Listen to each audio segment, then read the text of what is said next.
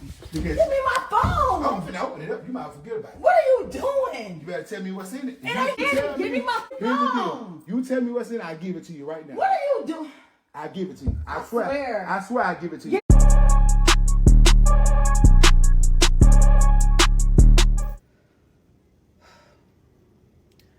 Today is July the 1st, and I left my husband in my home April of this year.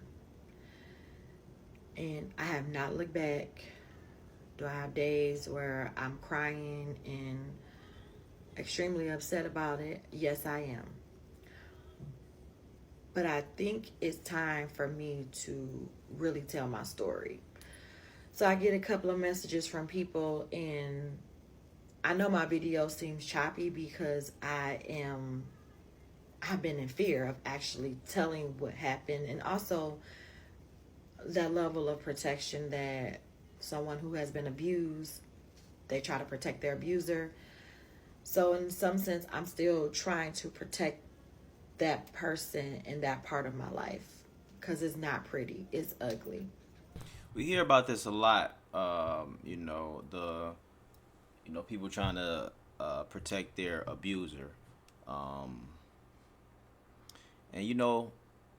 I don't know, bro. I just don't feel like motherfuckers can care about me if you put your hands on me. And I'm a man, too. Like, don't fucking put your hands on me. Watch the way you speak to me. Talk to me with respect and all that. I'm going to treat you right. Talk to you with respect. You don't love me. You disrespecting me. You don't love me. You put your hands on me. That's just how I feel. You know what I'm saying? And I'm sending your ass to jail.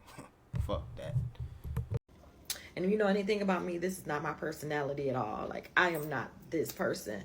But this is just what I'm going through in this season of my life, and I am going to share it.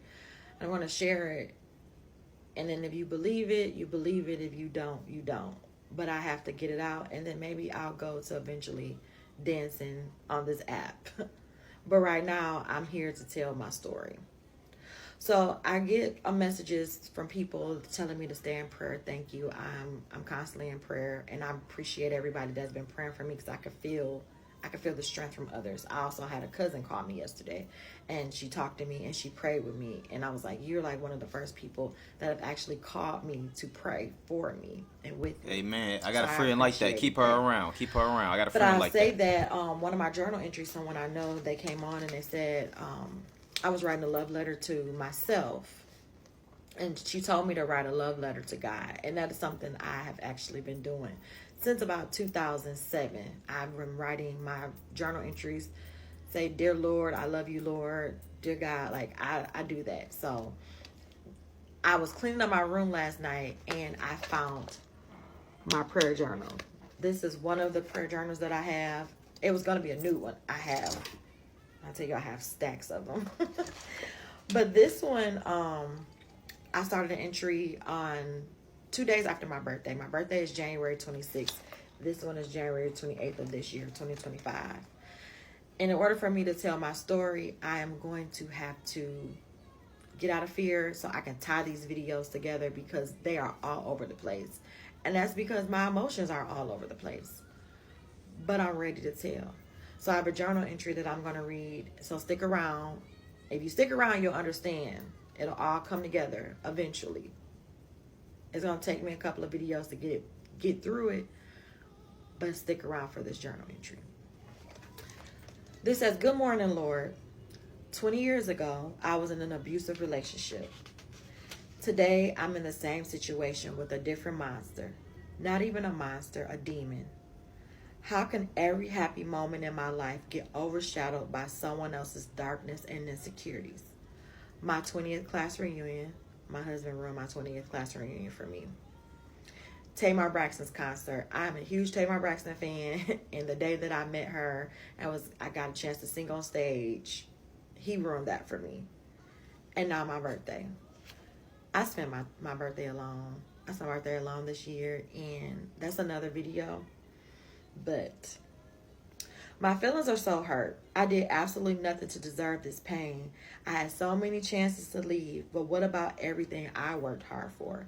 And whenever I write in my prayer journal, if the Lord starts speaking to me, I stop whatever I'm writing and I write what he says. And this is what the Lord said. This is what the Lord said. Everything you have, I have provided. You have depended on me and not anything or anyone else. I will restore. Just depend on me. This is January 28th. Then I wrote, Lord, I get tired of starting over. I'm 41, Lord. Why?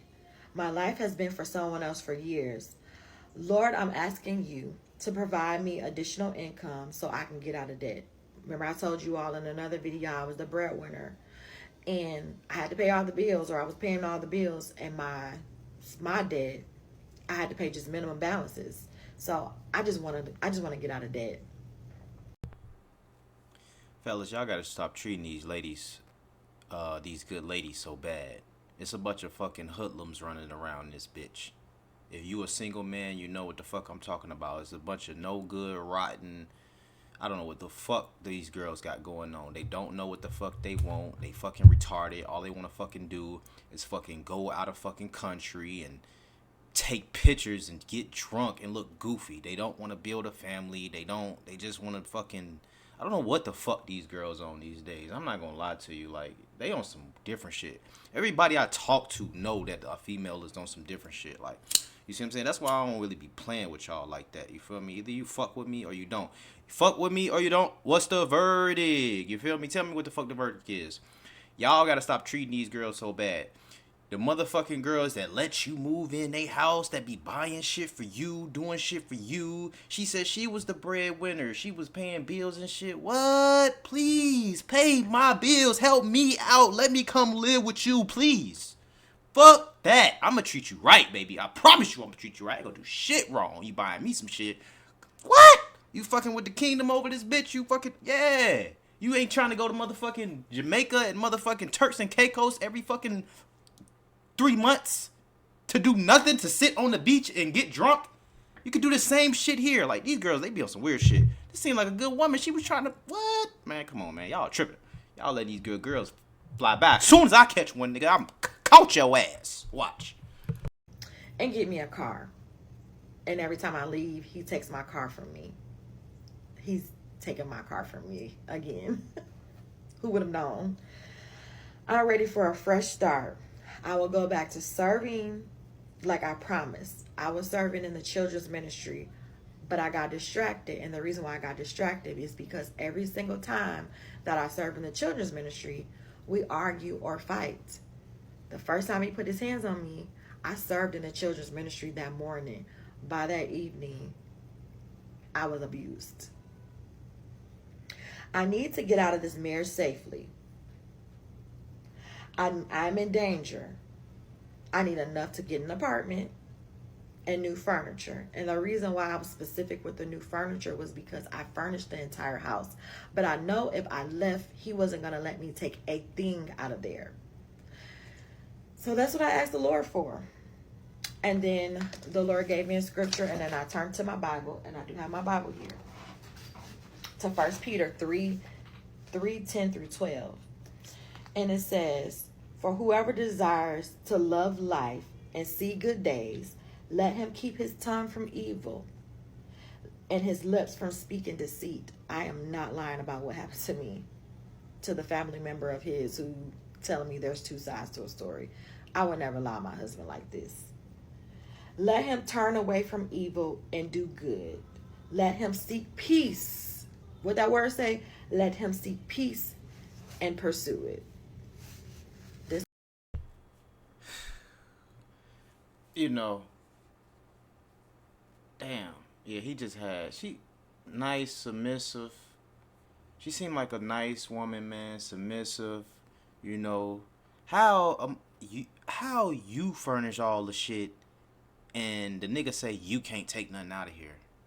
Nigga, first of all, your ass would have been going to jail for putting your hands on me. So by the time your ass get out, the shit gone out the house anyway. You know what I'm saying? Y'all better start learning how to use that motherfucking 911 button on y'all phone. So the first time that I experienced domestic violence with my current husband, I woke up that day and it was just a normal Sunday for us. I got up, prepared to get ready for church because I had to serve at the children's ministry department at my church. So I had to be there early, went there, taught kindergarten, first grade, came home, and then we all needed new phones. So him, myself, and the 3 children. So my 2 stepchildren and my son, we all needed new phones. So we went up to Verizon, was up at Verizon for like an hour, getting new phones. And I paid all this money for the paying off lines, doing all this stuff. So on the way home, there is a new bar that opened up on the corner by our house. So I was basically like, oh, that place is hopping today. It's jumping today. And he was like, yeah. He kind of like ignored it. But I know this is a spot that you go to frequently. So it's a nice day. This is April of 2024. So it's a nice day. It's one of the first nice days that we've had. So let's go. You know, we're a Velcro couple. To side note, my husband and I, we're a Velcro couple. If you know us, we go everywhere and do everything together. If I have something that I'm doing with my friends and I know I might have too much Prosecco or something like that, he's coming to pick me up. We do everything. If you come to our house, it's so quiet, it's so peaceful, and we just always enjoyed each other's company. So me saying something about going to this bar on the corner or this new spot on the corner, like, why didn't we turn in? So then next door to this place is an ice cream shop. And I was like, well, let's get some ice cream. We should get some ice cream because we always go get ice cream and we go across the street to like sit on the park benches. He's like, you don't need no ice cream. I was like, okay, I don't need any ice cream. So we proceed to go home. We get home. He trying to get it from over there in that area, ain't he? Or he just trying to get home for something? I don't know. As soon as we get home, he tells me that he's going out to meet his friend to shoot pool. That's what it was, nigga trying to hurry up and get home, like I said. I'm like, what? It's a beautiful Sunday and you are going to a bar to shoot pool, and it's dark in this bar? So he's like, yeah, we're going to go up there and meet to shoot some pool. So I was like, well, I'm going to go with you. He was like, no, you're not going to want to go up there, and you don't need to be around men and stuff all the time like that. I always go with you when you shoot pool or go hang out with friends. Not always, but it's not abnormal for me to go somewhere with him. And I don't go a lot because I don't like to sit around men. But I'm like, okay, it's a nice day. So I was like, okay, well, whatever. I'm going to just sit here and work. So I was sitting there working, and I'm like, and the only reason I was going to work, I was just going to get my Monday started because this was a Sunday. So I was just going to get my Monday prepared. And I'm like, I'm about to go where he's at because it's nice. I'm not sitting in this house. So I get in the car and I call him. We have cameras. When I tell you I was under surveillance in this house, he knew everything I was doing, everybody I was talking to. He's going to say all day he didn't have any listening devices or nothing in the house. He did. Every conversation, he would come back and repeat things that I've said to people. And I'm like, how did you know that? Your friends tell me stuff. Your family people come back and they tell me everything. No, you have me under surveillance, sir. So I call him and he's like, I said, what are you doing? That's how I'm going to have my house set up. I ain't going to lie. He said, I'm up at the pool hall that he was at, or the bar he was at, shooting pool with his friend. We'll just call him B. I'm shooting pool with B. And I'm like, okay. He said, what are you doing? About to go to Ross? My favorite store is Ross. So I was like, yeah, I'm about to go to Ross. I was really like Ross too. Surprised. I'm like, I'm here. I get to the bar that he's supposed to be at, and there's no car there. So I drive around because it's really my first time being there. So I had my new phone and I had my old phone that had to be turned in. So the whole time I'm recording, I call him, like, I'm on the phone with him, and I was like, oh, okay, so you're about to get, he's like, yeah, we're about to get ready to leave. There's nobody in here. It's dead, so we're about to go to this other restaurant. I think it was like $3 Cafe. We're about to go to $3 Cafe. So this is Motorhead's Bar and Grill where you told me you was going to be at. Oh, snap. It is, what does clock say? 6:37, 7:37, something like that. Hold on. Let me get the real time. Because I'm driving around this parking lot and I don't see your car anywhere. So where you at, homie? She got that infinity too. Because something in my spirit tells me that you doing some shit you ain't got no business doing. So let me go find you real quick. But you ain't that. I'm like, okay. The whole time I'm on the phone recording, I go and stand in front of the bar. I record and I say on my video, I go look inside of the bar. I look in the parking lot. And in my video, I say, I'm on the phone with you. Or I just got off the phone with you. You told me that you are at this bar. You are nowhere to be found. I'm only recording you. I'm only recording this because I know you're going to lie to me when I confront you about it. So I end up getting on the phone, calling my dad and telling my dad, I think Anthony.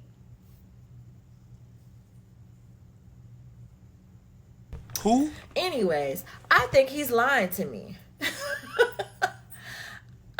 He's somewhere. He told me he's one place and he's not there. And I went, and my dad is a joker, so he was laughing. He said, "Oh, he about to get caught up." I never check behind this man. I never. If he tells me he's going somewhere, I'm never coming back behind him. So I get to driving around the area and I go to that bar that's on the corner that I was saying that I wanted to go to earlier. He in that motherfucker. Sitting at this bar. My husband is sitting at the bar. So I'm driving around trying to find a park. I see him. He must have seen my car. I see him get up. He's going to deny it every day, but there was a woman he came up to. He talked to. I think it's called sort of like an alley or a parkway or some way. He was just about to walk out and leave. But he stopped to talk to a lady. I don't know if he had anything going on with her. That's besides the point. So I'm driving around. As I'm driving around, he pulls up on the side of me and he says, "What are you doing following me? I'm about to get ready to go to $3 Cafe." And I'm like, "No, you're not. You told me you were at the other bar. Why? What are you telling a story for? I just seen you at the bar on the corner. You didn't see me there. Stop following up behind me." So he speeds off and I just go home. I wait home for 30 minutes and he shows up. He came home after me being there for 30 minutes. So after I was there for 30 minutes, he shows up at the house. He comes in all upset. "Why are you following me around? And I was told you I was at Motorhead, but we left to go to $3 Cafe." I'm like, I was on the phone with you while you told me that you were at Motorhead and you were not there. I'm not gonna lie, I'm not gonna hold you. I did get in his face, but I did not put my hands on him. To this day, he can't remember anything that he did to me, but he remembers that I slapped him in his face. But he said it was soft. It wasn't hard. He shouldn't have tripped like that because it wasn't even a hard slap. I did not put my hands on him, but whatever. So we're going back and forth, and I'm just like, you know what? Forget it. Whatever. I go in front of the couch, and he's behind the couch, going back and forth, pacing. I'm folding towels. No, actually, he left. He left for about 25 minutes, came back with a receipt and some chicken bones, talking about, "I had to go back up there and pay my tab. I left because I was trying to see what you were doing." So he wanted to show me the receipt. "This is what time I was up there." I'm like, you know what? I don't even want to see the receipt. Whatever, keep it. So at this moment, I had calmed down. I was like, you know what? He on some bull. I don't have time for it. I started folding towels. The towels were on the couch. So I started folding towels. So he's constantly going off, talking about everything I've done in the past, talking about I've cheated, all this stuff. And he going off. I'm like, whatever. I don't got time. Like, you weren't where you say you was at. You was telling me a story. I'm folding towels. Wait. Why he saying that she cheated before and stuff like this? This ain't got nothing to do with motherfuckers putting their hands on each other. I'm not saying that. I'm just saying, like, why would he be saying that? All of a sudden, he goes, that man spit in my face. Oh, no. Absolutely. So the people that come Nasty. on and says there's two sides to a story and what did you do and all of that, I don't give a damn what I did when I know I didn't do anything. But you don't spit in anyone's face. You don't put your hands on At people. that moment, I knew our marriage was done. That morning, I woke up, that Sunday morning, I was in love with my husband. Like,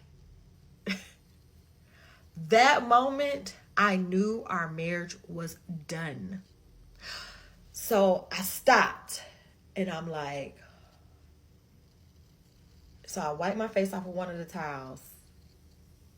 And I'm like, okay, in my head, I'm like, how do you handle this?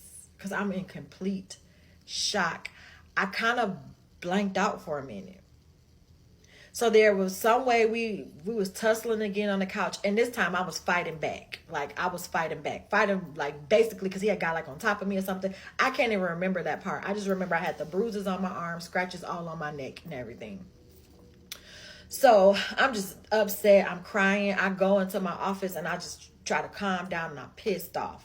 So then he says, yeah, I know you've been cheating on me with all these men, and I know you've been with this person and doing this and doing that. I'm like, so you're going to justify why you weren't where you were at, but you just spit on me. I don't even care about nothing else right now. So I'm in there and he's like accusing me of messing around with these men. I was like, you don't even know what I really want. And this is what I'm saying out loud to him. I'm typing. And I said, I really want me, no one gets offended. I really want me a rich white man with money. When I said that, he stormed into my office and slapped me in my face, and I went hitting the wall. I hit the wall. If you go to his house, the mark is still in the wall. At that point, my spirit was broken. I didn't want to have anything else to do with him. Nothing. I knew April of 2024, my marriage was over, and I had to get out of it. So for his cousin who came on my post with all of his, there's two sides to a story and you're tired of hearing my story, or you sending me inboxes and talking about people are clapping for me and the men just want to clap my pants off. Your cousin spit on me. There's no reason to justify that. Make a 7-minute video about that and then come back and holler at me. Because would you want anybody spitting on your son? Or would you want anybody spitting on your daughter? He spit on me and slapped me. So the next day, I made a video. I'm not going to post that part, but I had a black eye, scratches on my neck. I had bruises on my leg, on my butt, on my arm. I knew it was over. That was the first time he put his hands on me. There was another incident in October where I called the police. I want to make a video about that. And then there were 2 more times when he got violent with me. So his excuse was he had been drinking and he doesn't know what happened to him. This is every time that he has became violent with me. He's been drinking. And I will tell you something about him. I've been with him for 14 years. We have had drinks and went out and all of that. He's not a heavy drinker. So it's not like he's an alcoholic. So when all of this happened, I'm like, you need to get some help. You really need to get some help. I tried to contact his mom, his dad. Well, I didn't not too much on his mom because of her health situation, and I don't want to talk about that, but I respect her too much. But I did contact her, his dad, his brother, his oldest daughter, to let them know he needs some help, and he's not listening to me. He doesn't think anything is wrong. Somebody has to talk to him. I asked him, we need to go to counseling. We need to talk to somebody. He did not at that time think he had an issue. There is something wrong. He's not a heavy drinker. Something happened. I don't care. Me and him have played Uno for shots and did all this stuff over the course of our relationship. He has never gotten violent with me. Something happened. I'm not making excuses, but I tried to get him some help. Okay. What do y'all think this stemmed from? Now, I just got to go back to what he said about, and again, nothing that I'm about to say is an excuse for you to spit on somebody, is an excuse for you to spit on somebody or hit somebody, right? Now, but I heard her say, he said, "Yeah, I know you've been cheating on me. I know you've been dealing with some men and this, that, and the third." So I'm thinking this is stemming from this. She didn't touch on it, but why is he saying these things? You see what I'm saying? Again, this is no excuse. I'm just saying where I think it's coming from. You know what I'm saying? Because she said he ain't never put his hands on her before. Everything been good. This, that, and the third. Maybe something was building up. He felt some type of way about something. He trying to go to the bar or whatever he was trying to do at the bar. You know what I'm saying? And shit, he got mad that he following her. She following him. And I don't know, man. I don't know. But she didn't touch on what, you know what I'm saying, that cheating shit. You know what I'm saying? But again, I'm going to reiterate this shit one more time because some of y'all be acting like y'all don't be fucking listening. That don't got nothing to do with you spitting on somebody or you putting your hand on somebody. I'm just saying where this shit is coming from. Where you think this shit is coming from. Y'all let me know. Goddamn. But damn, she said something about that rich white man. Holy. So, from April of 2024 when he first hit me, there's something that went down in May. I'm way too embarrassed to even discuss it, so I won't. But for the rest of the year, I went about my life without him. I knew I was done with the marriage. I knew I didn't want to be in the marriage anymore. I didn't know how to get out. I didn't want to tell anybody what happened. I did tell my group of friends, and they were ready for me to they were ready for me to leave then. I'm sorry, I'm not editing, so if I stumble over my words, they're just gonna be stumbled over. This is real and raw. I don't have any lights. I have any ring light, camera lights, because I'm in my room in the dark. This is how I feel right now. So, but I was so embarrassed by what happened because this is not me at all. So I didn't want to discuss it too much. So I kept going back and forth to Michigan to visit my family. I live in Georgia. I'm from Michigan. So I kept going back and forth to Michigan to visit my family. The entire summer, I was literally in Michigan with my family. And he would call for me to come home. And I'm like, I'm going to come home eventually. I don't know when. But I was totally checked out of that marriage. I was done. It was so many different things that happened in between that time. I was just exhausted. And whenever I go home, I feel like my family heals me. I have 4 sisters, a lot of cousins, very close to everyone on my mom and my dad's side. So I had to go where I could be healed. And that was with my family, and especially with my mom and dad.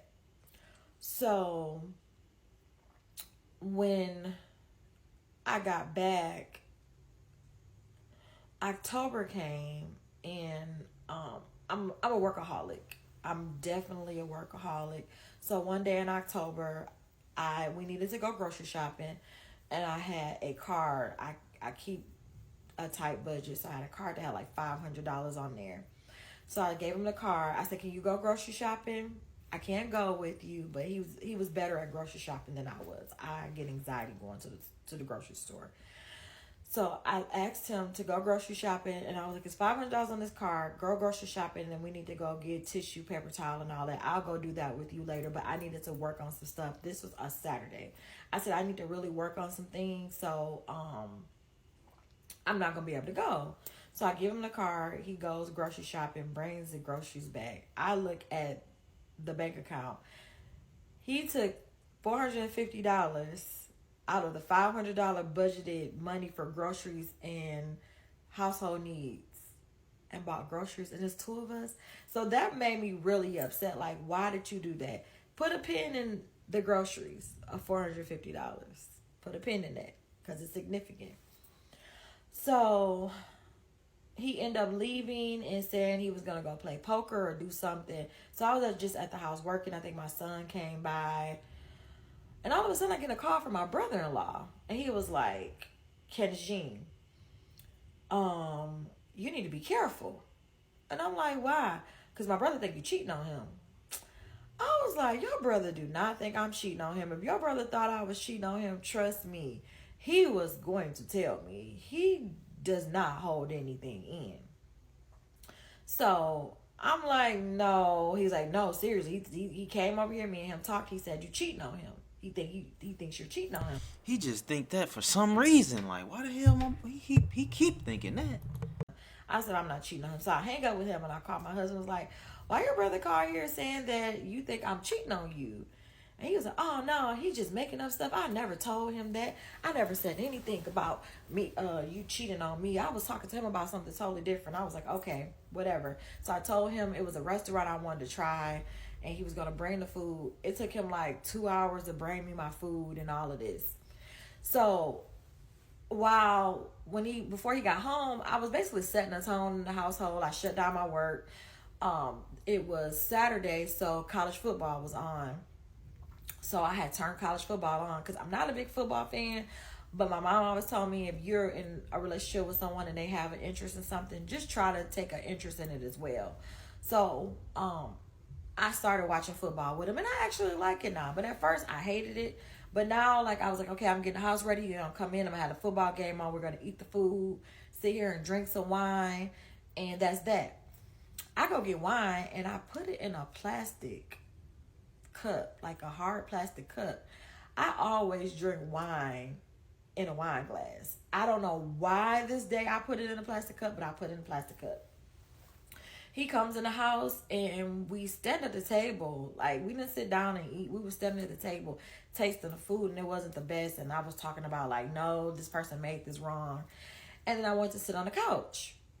And then he came and sat on the couch with me, and not in a comfortable way. And normally when we watch football, I'm sitting on, we had a sectional. He's on the longer part. I might be, like, on the couch, or we might, watching football. You're not all cuddled up. So he came like really close to me. So I was looking, and he was like, let me ask you something.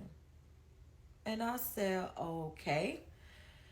Basically, he went in my iPad on a Wednesday night, a night that I was at church serving the children. Now notice, I told you every time I'm serving the children at church, we get into it about something. This particular Wednesday, I was at church. He went inside my iPad, looked at my iPad, and seen a message between me and my cousin, joking about this guy from my past that she seen. It's an inside joke that me, my cousin, and my friend have. It was an innocent joke. There was nothing inappropriate about it at all. Okay, so this is, I think, what he has been feeling this whole time, I guess. Had a problem with this whole time, But I got male perspective, and they said if they would have read it, they may have felt a way as well. But it was really like an inside joke. It wasn't anything saying I wanted to be with him, I missed him, anything. It was just like we joke about this guy. Because he always has the same compliment about me every time he sees my cousin or my friend. Like, I ain't gonna lie. As men, women, y'all gotta understand this. And I get it. It was just a joke, and you know what I mean? But as a man, you bet not be saying nothing about no nigga. I don't give a fuck who it is, nigga. It could be motherfucking who the fuck, I don't know. A rap, I don't give a fuck who it is. A rapper, a singer, nigga, Usher, nigga, I don't care, nigga. Like, don't be talking to your homegirls about nothing. Nothing. Don't say nothing about another nigga. Nothing. You should be talking to me. You talk about me. Why aren't you talking to a nigga in your past for? You see what I'm saying? Like, you feel me? So, like she said, she got male perspective, and I'm just giving y'all some more male perspective. Like, we don't want to see our wives talking about no other nigga, man. Period. Don't joke about no other nigga, nothing. What did you think? What is you thinking about this nigga for? Damn, he is in the past. You still thinking about him, huh? I'm just telling y'all the truth. You see what I'm saying? And I ain't read the message and shit, but I'm just telling y'all, like, that's just how I feel about the shit. I'm a real nigga. I gotta be 100% honest with y'all.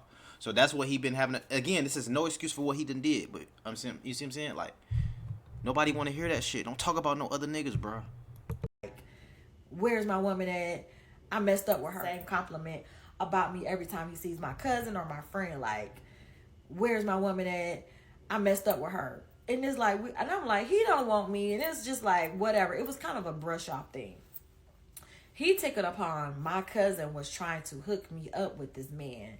My cousin was like so down for my husband. Like, that was her homie. Absolutely was not trying to hook me up with this man.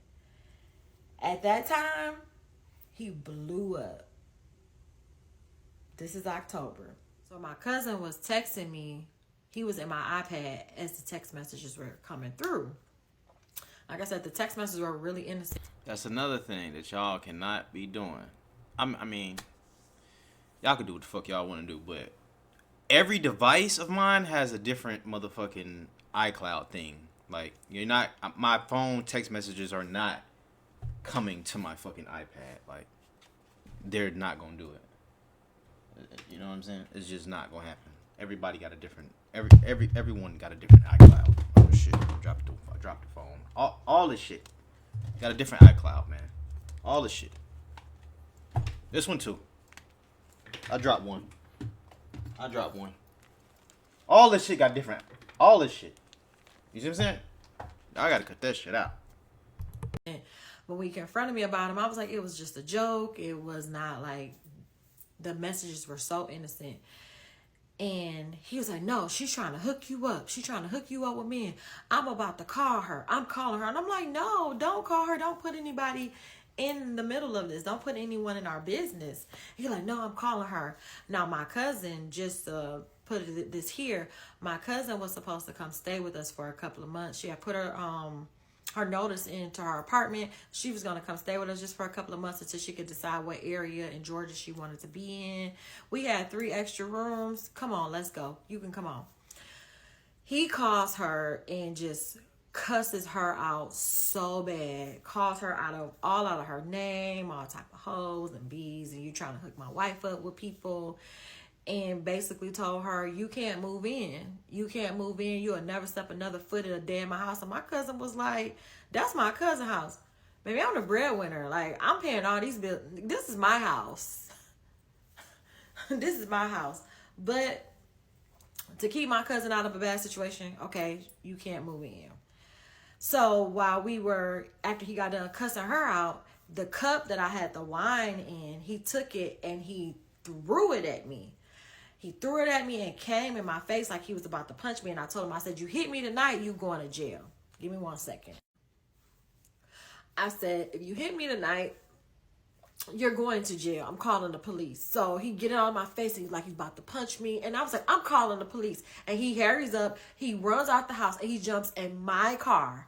Not his car, my car. And hey, he had the keys to his car. So I'm like, okay, so I call the police. I need an escort. I got to get my stuff out, get out of here. I called my son so my son could pick me up because the only person's house that I had to go over was my son.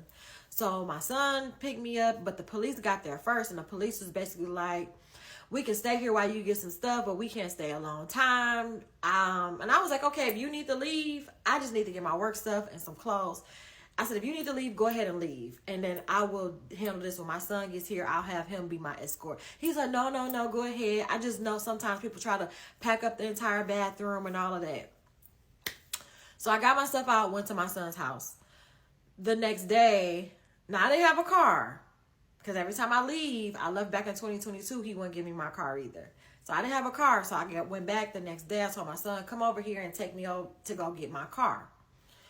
When I went in the house, or before I got there, I looked on the camera and I seen that his friend had showed up. They had beer and all of this.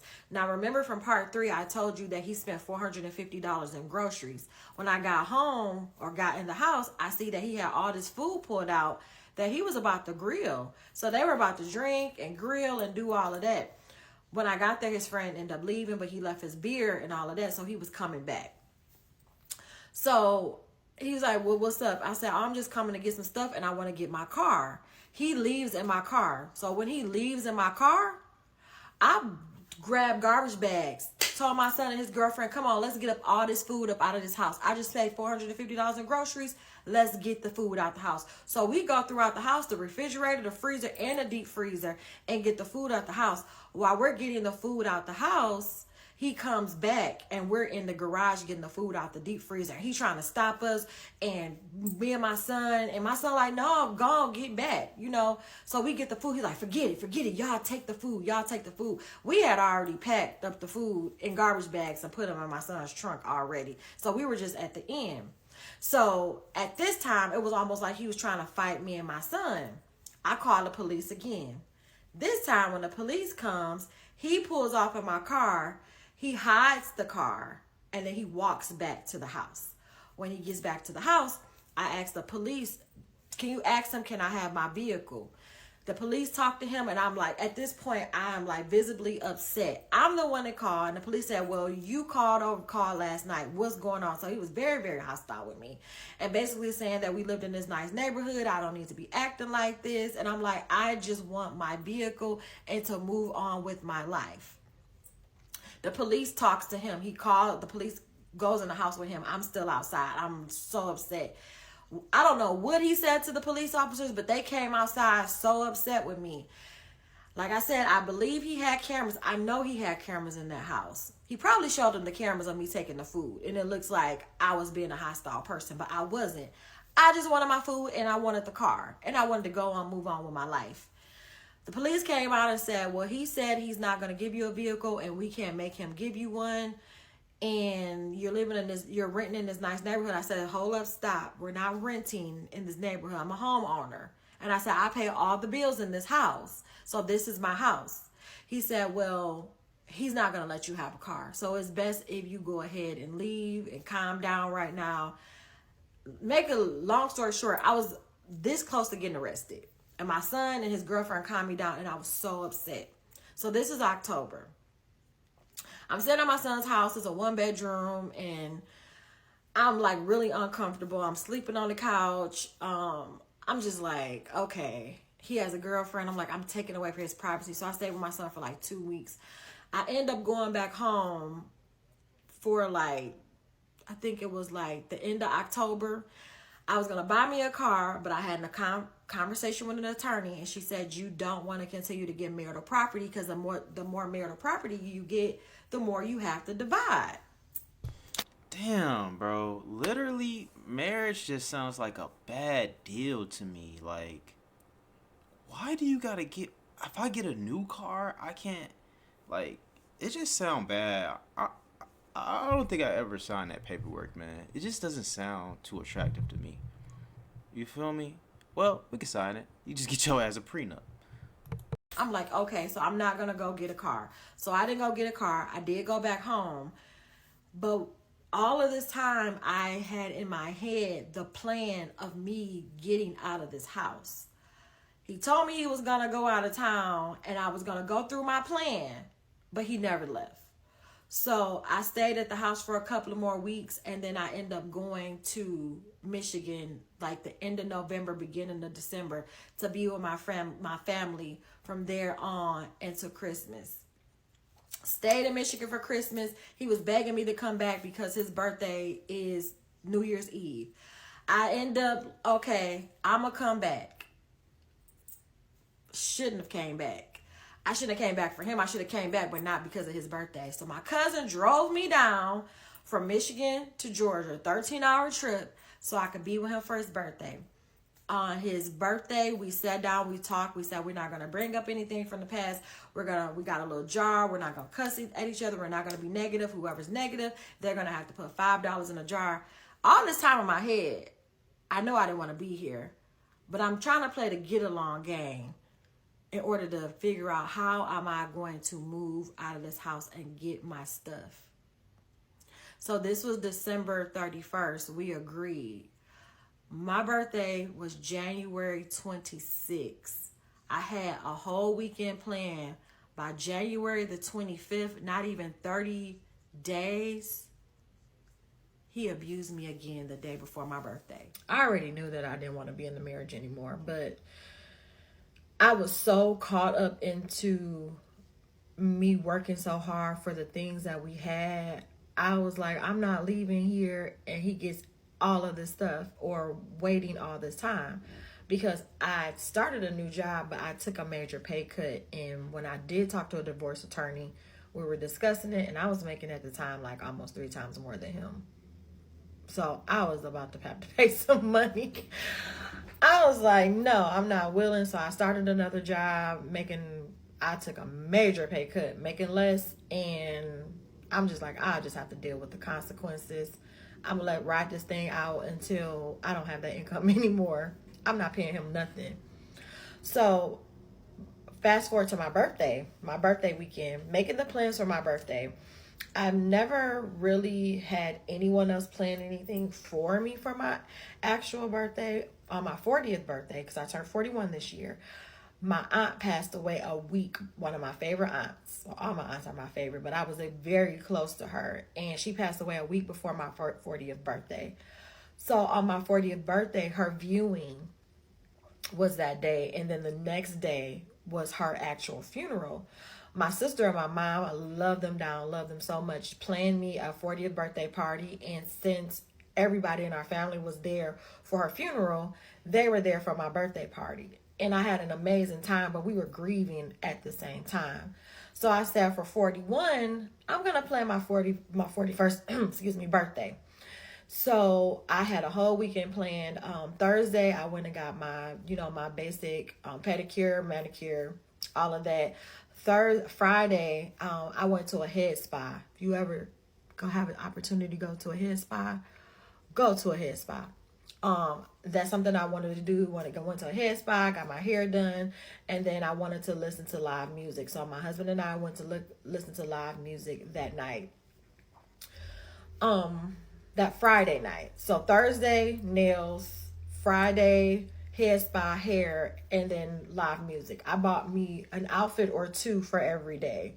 I'm like, I'm going to do this. I'm about to celebrate my life, celebrate myself, because 2024 was terrible for me due to the fact that this man had put his hands on me, and it's just like my world was just shattered after that. I wasn't the same person. Saturday, I planned to have a brunch with my friends, just some of my friends and my cousins, and I planned all of this stuff myself.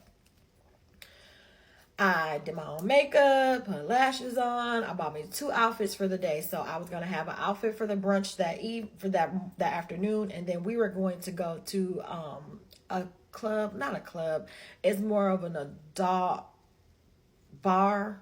I don't know if you live in the Atlanta area. I don't know if you ever heard of Ellery's. I wanted to go to Ellery's. I'm like, I'm 41. I want to go hang with the real grown crowd where they're going to actually dance, because I love to dance. So I was going to hang with my friends earlier that day. And then me and him, we were going to go to Ellery's at like 9 p.m. because they don't open till 9. I was getting ready and I was going to ride with one of my friends there, but to my birthday brunch, but I was taking too long, and I know she's big on time. So he dropped me off. He had to work that day, and he was like, oh, I'll drop you off. Don't worry about it. He came home. He had worked overtime. So he came home and he dropped me off to my birthday brunch. So I had an amazing time with my friends. It's exactly what I wanted. While we were at the brunch, my cousin was like, it's still early. Let's go somewhere else. So part of the people that were there went home, and some people were gonna go to Ellery's. Other people, they just didn't, that was their day. And then some of us, we went out to continue to have a good time, have some drinks, just sit around and talk. We went to one spot, and on the way there, I called him and I told him, well, we're going to, me and my cousin, the one that he told off, we are going to go to this spot just to have some drinks, and then I'm going to have her bring me home. I said, do you want to come pick me up?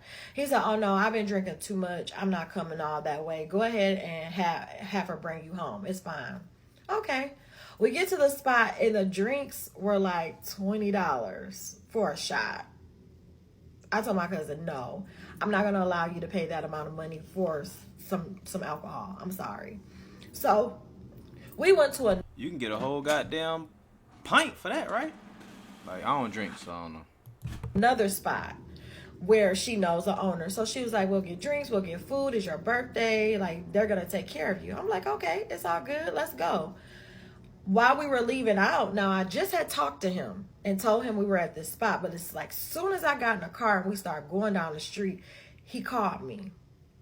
Do you have tracking on me? How did you know that I left? Because I just talked to you. So on the phone, I was like, yeah, we're going to another spot, because this spot, they were charging way too much for the drinks. And it was just like a cool, laid back conversation. He was like, no, I'm on my way. I'm coming to pick you up. I'm 18 minutes away from you. And I was like, well, let me have my drinks first, eat my food, because I went to the brunch, but I really didn't eat my food. I didn't really like my food that much, but I want to enjoy my friends. So yeah, let me just get something to eat and have my drinks. No, you on some BS. I don't know what BS you on, but I'm coming to pick you up. So be ready for me when I get there. And I'm like, what? I'm not on no BS. Like, we literally just talked. Yeah, and you leaving and you going somewhere again. At this point, I'm very confused. So we get to the spot and he's texting me the whole time. And I don't like to argue in public. I don't like people to know what's going on. So I'm trying to hold myself together. So I'm telling my cousin, I'm about to go and sit in the car. Can you give me your keys? Because he's going to come in here and I don't want him tripping on me. And For sure, I'm that type of person too. I don't want to be tweaking out in front of everybody. in front of everybody. She was like, that's fine, but they're coming with your food, because I met the owners. They asked me what I wanted. I told them what I wanted. It was like, we're going to bring your food out to the table. So it was just me, my cousin, and one of her friends. So we're just sitting there, and I'm like, I gotta go. So as I'm walking out, the security guard was like, because it was one of those spots. The security guard was like, let me walk you to your car. And he was in plain clothes.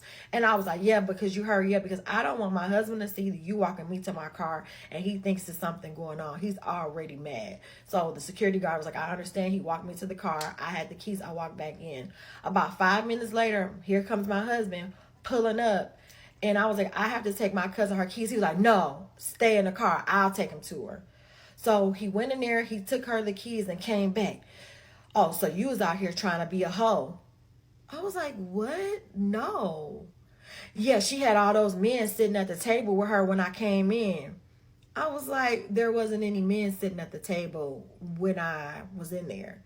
I said, I got up, I came to the car. No, you're trying to be a hoe. Oh, no, you're not about to play me, and just started bringing up all this stuff about men from the past. Just, it was crazy.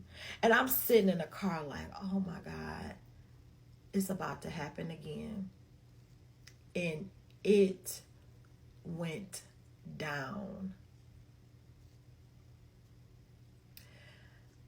You can really tell how a man loves you by how they treat you on your birthday.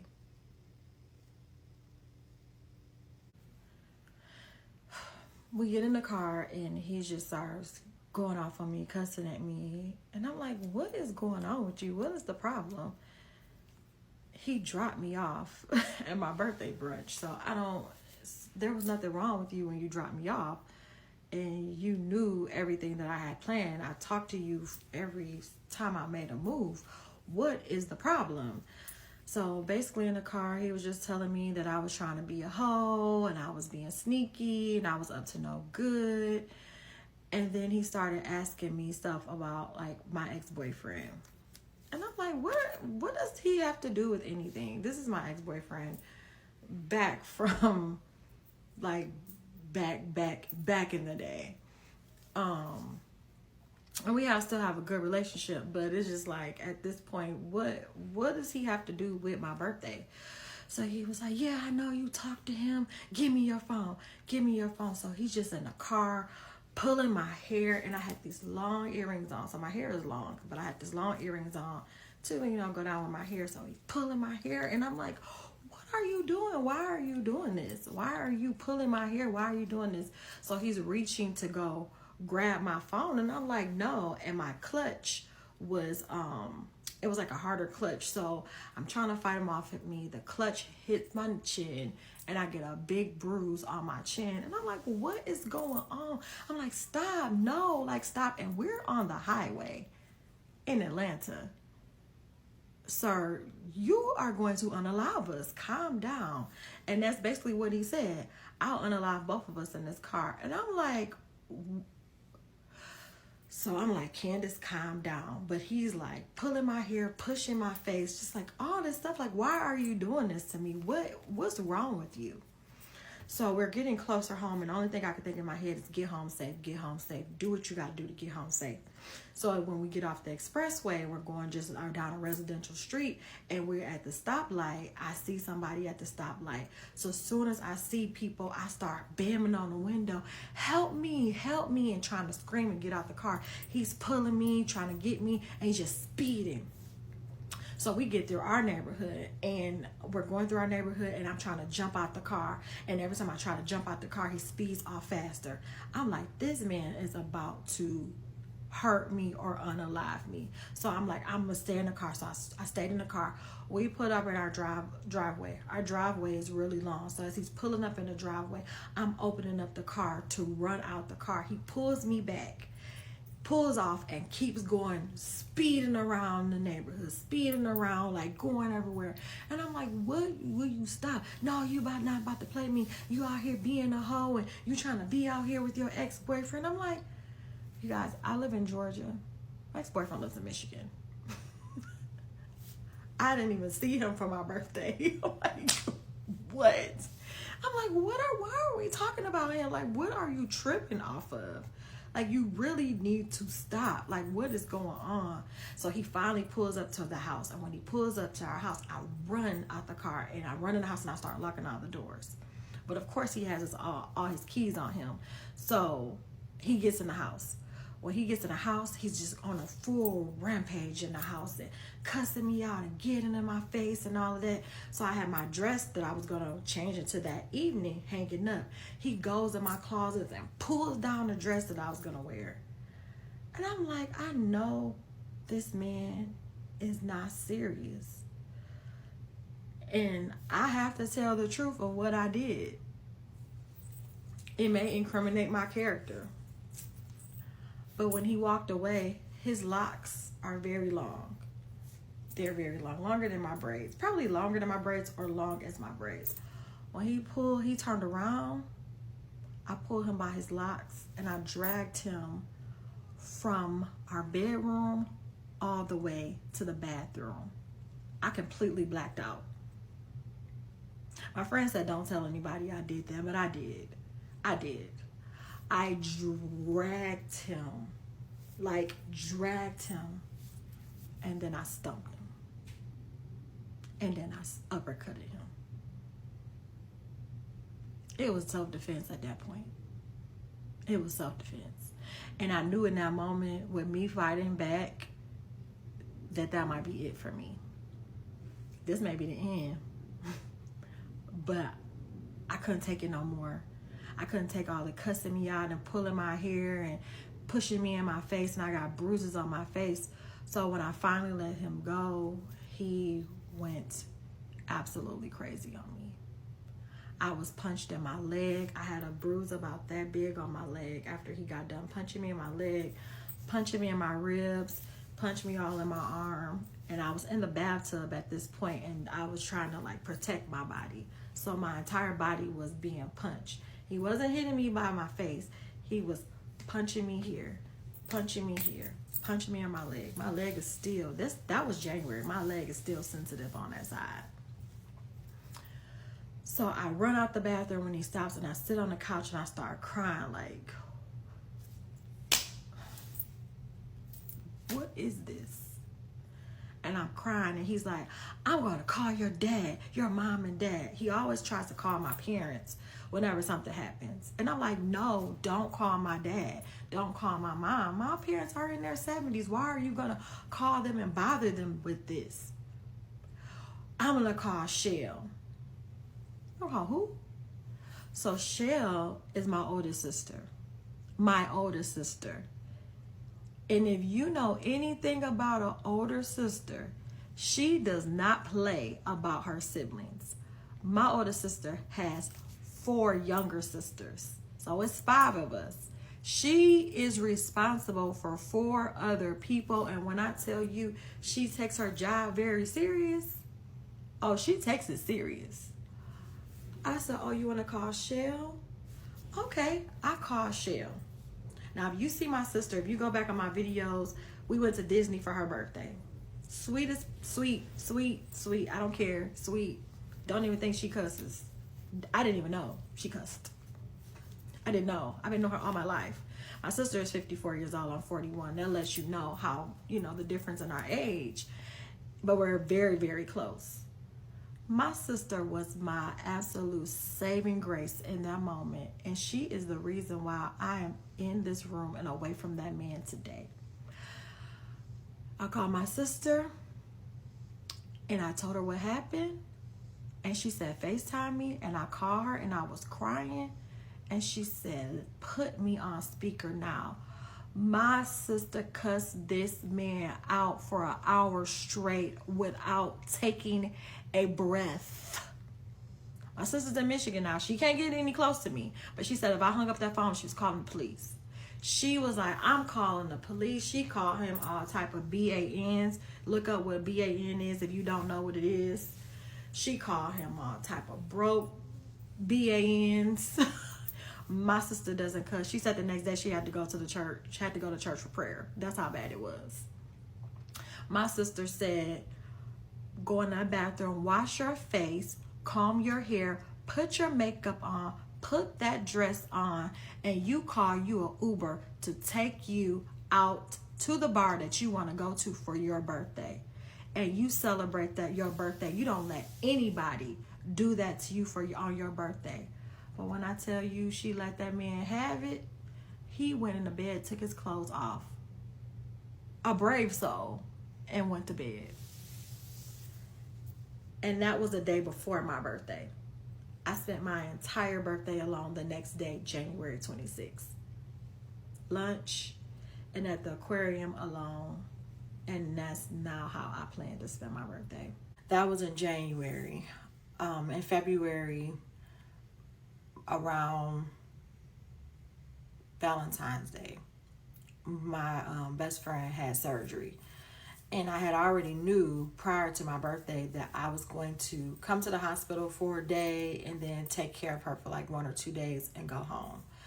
So on Valentine's Day, or the day before that Valentine's Day, I told him that I was going to be with her. Basically, like through maybe a text message, because we weren't talking like that at all. I was done, but I was still in the house trying to figure out my next move. So from Valentine's Day on down to the end of March, to the beginning of March, I was with my best friend taking care of her. So I was at her house. I ended up I had another friend that had breast cancer. She rung the bell. She's a survivor. But I had another friend that had breast cancer. So I went to Milwaukee and I was with her for a week. Then after that, my little sister's 23rd birthday came up. I have a little sister that's 23. My little sister's 23rd birthday came up. March the 8th, I flew from Chicago to Michigan because I went to Milwaukee and then I went to Chicago to fly back to Michigan. And I was in Michigan with my family from March all the way until like the beginning of April. The whole time I was gone, he was calling, texting, asking me to come home when I'm coming home. He misses me. Daddy misses you. Just all this stuff. I'm like, you are not my daddy, but whatever. In my head, I'm trying to find an exit strategy still. Talking to my family about it, getting healing. Because like I said, I get healing from being with my family. They just make things so much better. So I was able to think clear. I ended up going home like the first week of April, and I went home and I was like very sick. I was like coughing, very lethargic. I just was wiped out. And on my way home, I did not let him know I was on my way home. So I flew in, caught an Uber to the house, and I walked in And he was sitting on a chair in the living room watching TV. And when I walked in, he was like, oh my God, my baby, I miss you so much. And he grabbed me and he started holding me and hugging me. And I'm just like, it was just like he just couldn't live without me.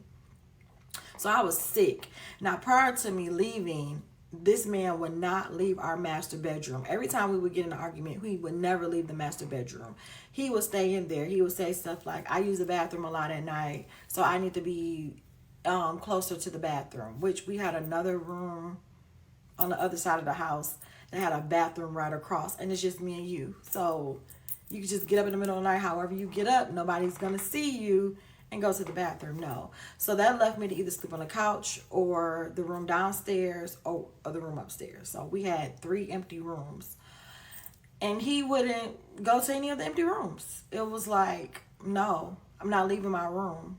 So with that, I came in sick. He was like, go, I'm sorry, go get in your bed. You haven't slept in your bed so long. I hadn't slept in that bed since January. This was April. He was like, go get in your bed, sleep in your bed, and I'm not going to come in there and I'm not going to bother you. So I'm in there sick. He's bringing me orange juice and bringing me food and all of this and just letting me sleep in medicine. I'm wiped out. I don't know, and I don't care what's going on right now.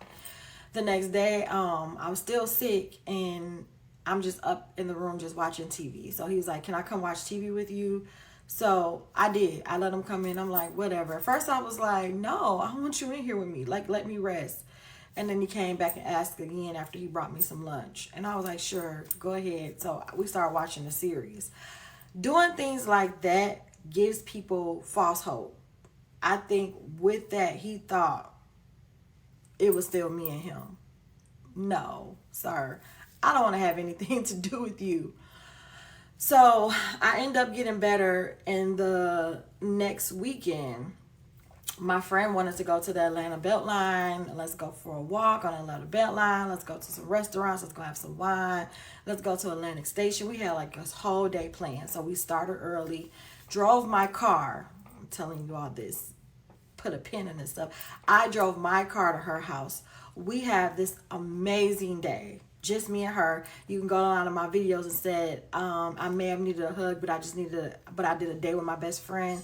I have like on a blue tank top. Go and watch that video and you will see like how much fun that we had that day.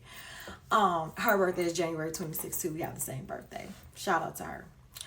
And then, so we had this amazing day, but we had been drinking wine and I was exhausted. We caught a lift back to her house. And I was like, well, since I've been drinking, this is my same friend that I was taking care of in February. I said, since I've been drinking, I'm just going to go in my room. I used to call my room at her house. I'm just going to go in my room and go to sleep for like 3 or 4 hours, and then I'm going to drive home. I said, I'm not drinking with this alcohol on me like this. So I go and I get in the bed. I'm in the bed and he calls my phone. And he calls me and say, what are you doing? I said, I'm over, my friend's house, but I'm about to go to sleep because I've been drinking and I'm tired. No, you need to come home, and you need to come home right now. And I'm like, no, I'm about to get me some sleep. Now, mind you, it's only been a week. I came home on the prior Saturday. It's Saturday. It has only been a week since I've been home. Put a pin in that. I'm like, no, I am about to go to sleep. I'm going to wake up in the morning, drive my car home, and get ready for church and go to church. Because I don't care how much I hang out, I still got to go to church. Your mama used to do that to you. I'm going to church. So he like, no, I'm on my way to pick you up. You coming home. I'm like, no, I'm not coming home. Well, I'm on my way. So I don't like stuff to come to other people's houses. So I'm like, you know what? I don't want to have to call the police over her house, so I'm just going to go home. I don't want any drama at my friend's house. This is not her. This is not what she does. So let me just get in the car, go home. I'll come back and get my car in the morning. Why I get in that car with that man, and he clowned on me so bad. I'm in the car like, you cannot be freaking serious with me right now. We're in the car, we're arguing. He has accused me of being with my friend in that way. He is accusing me of wanting to be with my friend and her boyfriend in that way. I'm like, what? I know what y'all got going on. You don't know what we got going on, sir. I was asleep. I don't look at either one of them like that, and I'm not doing that. What are you talking about? So we're in the car, and he is just saying all type of stuff. We get in the house. My phone rings because one of her friends were hanging out with us. He wanted to know. Now, this is someone she worked with, or he was like a client or something back in the day. He wanted to know, were we in the house safely? Innocent. This man seen my phone ringing and he went off. Give me your phone and all of this. And I'm like, stop grabbing me. What are you doing? Leave me alone. Stop grabbing on me. And it went down again. Because Give me my phone. I'm finna open it up. You might forget about it. What are you doing? You better tell me what's in it. It ain't shit in it. Give me my fucking Here's the phone. deal. You tell me what's in it, I give it to you right now. What are you doing? I give it to you. I swear. swear. I swear I give it to you. Give me my shit. I would hand it over to you. I know the passcode already. Anthony, give me my stuff. Why are you acting like this? What's in here? Don't take my phone. I'm not gonna take it. I had a video where my phone just started recording. I don't know how, but I just put a snippet. It was actually a 14-minute video. And there's some things that happened that night to me during that encounter I won't even discuss because I have to have, it's just too fresh. It's way too fresh. But I will say he did take my phone and he had my phone for like 2 hours. So he texted my friend, and so not from my phone, but from his phone, and said that we made it home safe.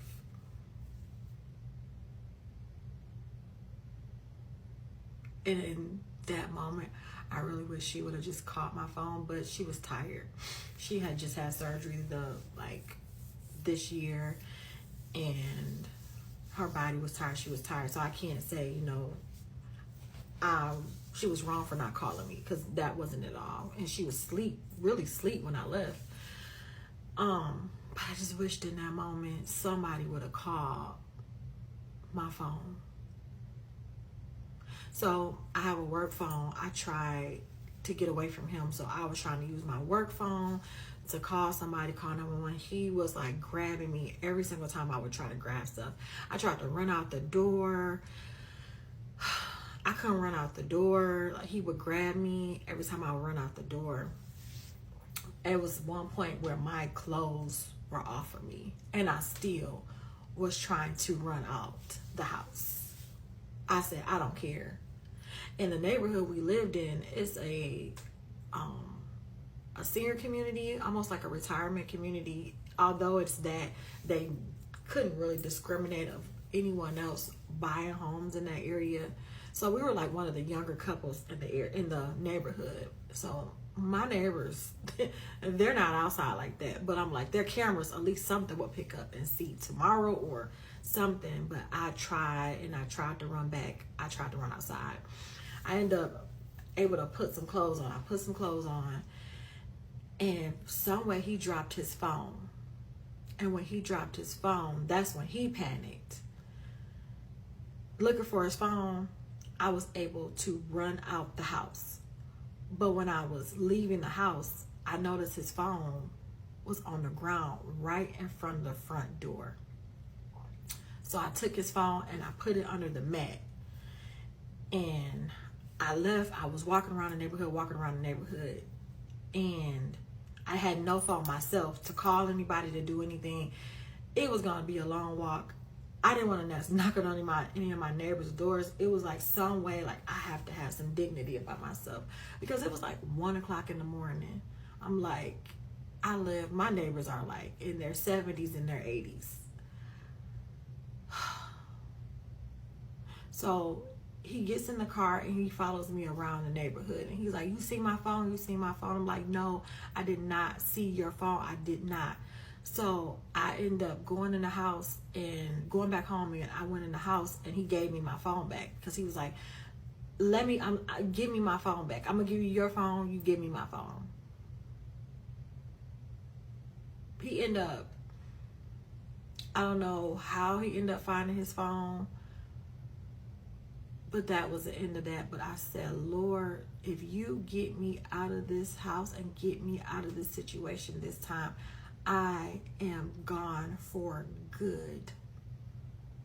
So it was a Saturday night it happened, but it went into Sunday morning because of course it's 1 o'clock in the morning.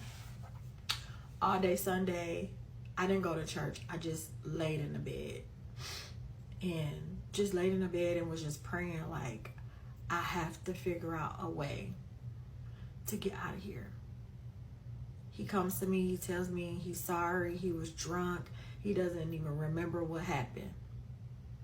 I'm like, you've told me this 4 times. We can't keep having this same conversation that you were drunk. So that means you made a choice to drink alcohol again and it took over you. There's nothing I can do. I'm done. I'm leaving. I'm not doing this anymore. And it was a lot of begging and a lot of crying. And then it was like, oh, you think you're the only woman in the world? You're not the only woman in the world. Okay, that's fine. Go to that woman. Go to her. Monday came and I seen a I seen a video about a couple that does like live streams and YouTube videos, and they were together for like 20 years, and basically everybody said they had like this amazing relationship, but he unalived her and unalived himself, and her family couldn't understand, the children couldn't understand, no one could understand why this happened because they were like this perfect couple. And if you know, my husband and I post on other social media platforms like for years about our relationship, like us doing fun things together, him watching the football games, just so people will say like, you all have such a good relationship and couple goals. I hate that. No. And we did have an issue in 2022, and then that's when people found out, oh, they're not perfect. They don't have a perfect relationship. That's a whole different issue of how he embarrassed me at my 20th class reunion in my hometown that I play in. So I was like, I listened to this story. I said, I don't want that to be my story. I don't want this man to drink again one day and do something and he doesn't remember, and that is it for me. So Monday, I started coming up with a plan. I gotta get out of here. We were arguing all that week. And Tuesday came, and I called one of my friends, and I was sitting on the phone in the car. And he comes home and pulls up behind me. And it's basically like, who are you on the phone with? I hear you on the phone with the man. Who are you talking to? He's literally at work looking at the cameras of me at home in my car on the phone because I stopped talking on the phone in the house. I was like, nope, I'm going to go. I'm going to sit in my car. I was trying to come up with a plan. We get in the house and his son is there, and one of my other cousin was there. And so I called my mom and I'm like, Mama, stay on the phone with me. He's following me around the house. And at that moment, I was like, this is it. It's time to go.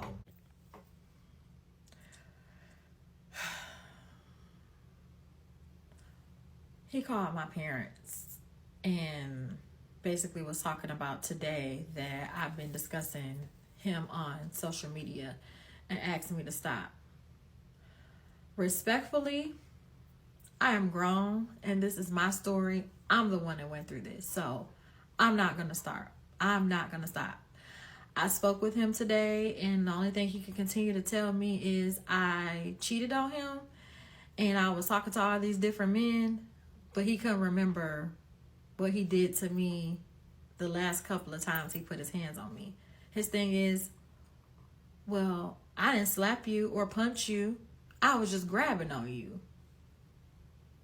But what about that other thing that you did to me that I won't repeat? Because like I said, I need some dignity about myself. I don't want to hurt myself right now. So I'm not going to repeat it, but you know what you did to me. But anyways, this is part 8. Since we want to go here with me today. So on Monday, I was praying and I said, Lord, I need to do something drastic. I have to get out of this marriage. I got to get out of this house. This can't be life. This can't be life, and this is not going to be my life. So I got up, I called my job, I called my supervisor, and I told her, I need to step away from my desk right now. I haven't told you all, but I've been going through domestic violence since last year, and I need to get away. I need to go find me a place. She told me to go ahead and do what I needed to do, take all the time that I needed, and go look for me an apartment. So that's what I did. I went to 2 places. One place didn't have any units, and in another place, they had something available. I went and reviewed it, looked at it. The girl gave me the information, how to apply. I used to work for an apartment complex, so I know everything that needs to be done. I got the paperwork, but I didn't submit it. I was still at home like, okay, what am I going to do? Because it was just a lot to think about me leaving. I'm going to pack up my clothes. I'm going to get him an apartment. I'm going to buy new furniture. I'm going to start over 100%. I'm going to let him have this stuff in this house. But then something happened. He told me he was going out of town to visit his family from Thursday to Sunday. You're doing what?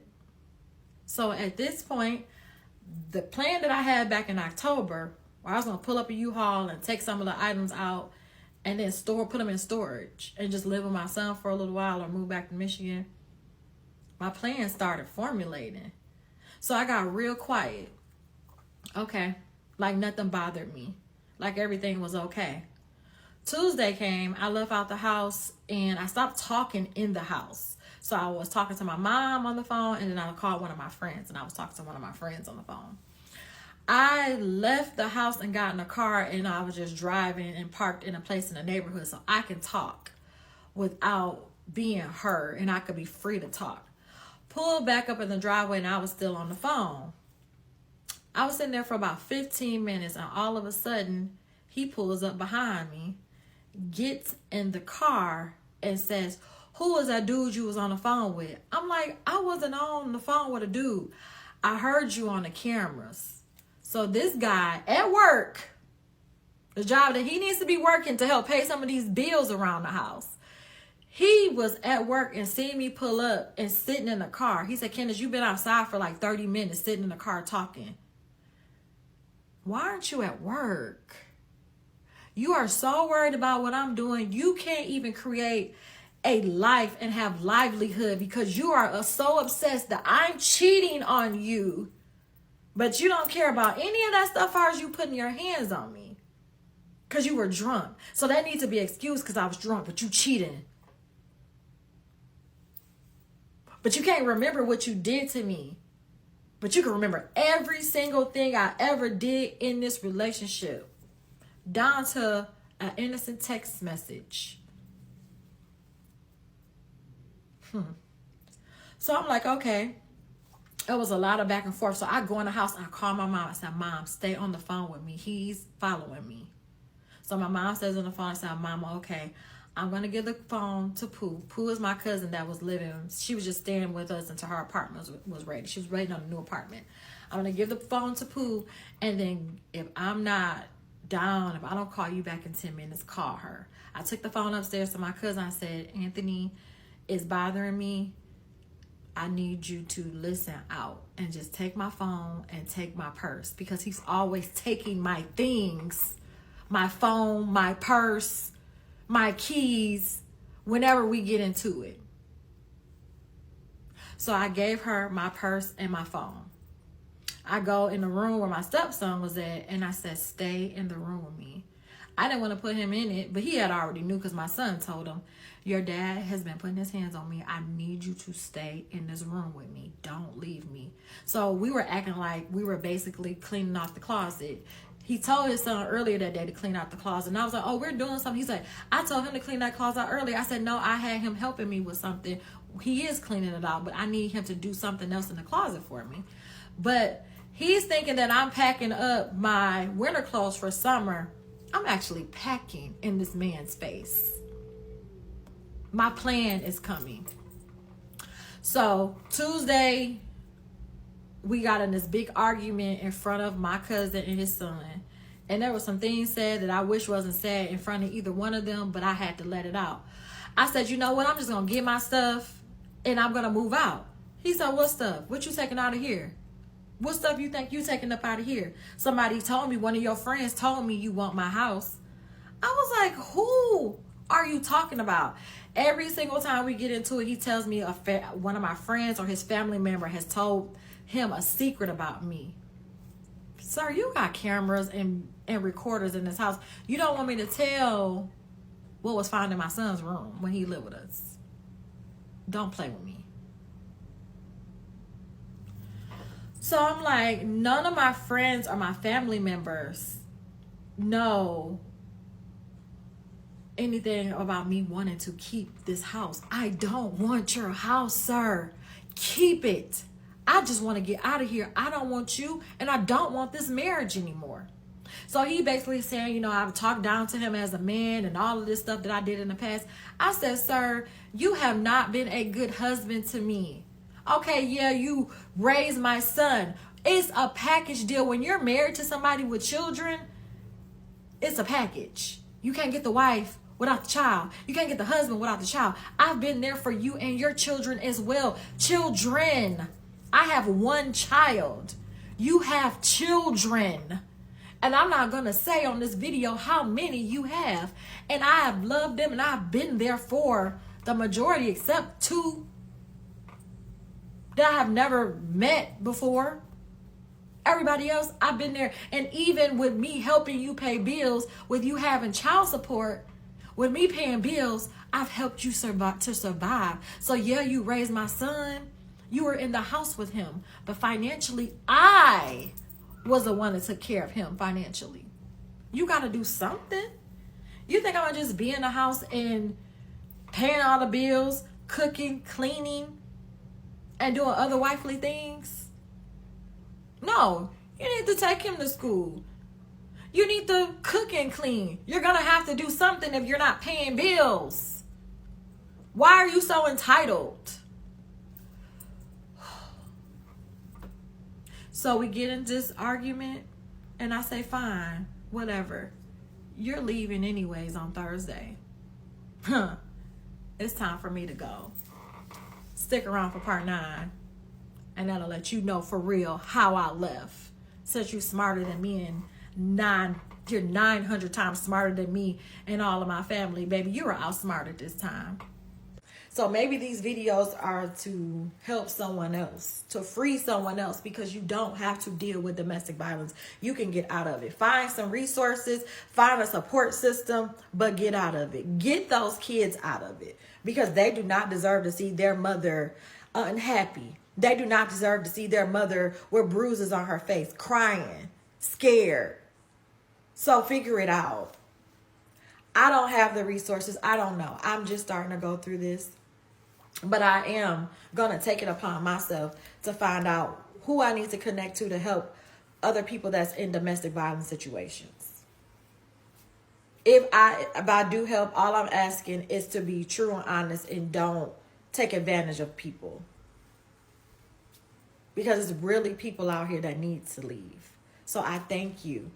Another thing is I'm a protector. I'm going to protect and take up for the people that I love.